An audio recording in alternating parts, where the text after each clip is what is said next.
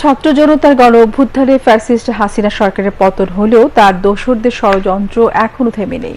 তাই দ্রুত নির্বাচন অনুষ্ঠানের মাধ্যমে দেশকে গণতান্ত্রিক শাসন ব্যবস্থা ফিরিয়ে নেওয়ার আহ্বান জানিয়েছেন বিএনপির মহাসচিব মির্জা ফখরুল ইসলাম আলমগীর।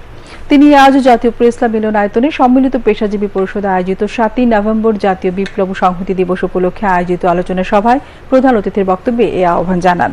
সংগঠনের সভাপতি ডাক্তার এজেডএম জাহিদ হোসেনের সভাপতিত্বে সভায় সংগঠনের সাধারণ সম্পাদক কাদের গনি চৌধুরী সহ অন্যান্য নেতৃবৃন্দ বক্তব্য রাখেন।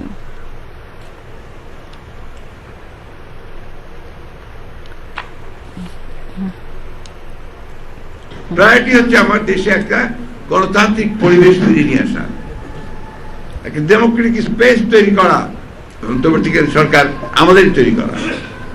আমরা সমর্থন দিয়েছি, ছাত্ররা হচ্ছে ডক্টর ইউনূসকে দিয়েছে, আমরা সবাই খুশি হয়েছি। একদম সম্পূর্ণ নিরপেক্ষ যোগ্য মানুষকে দেওয়া হয়েছে।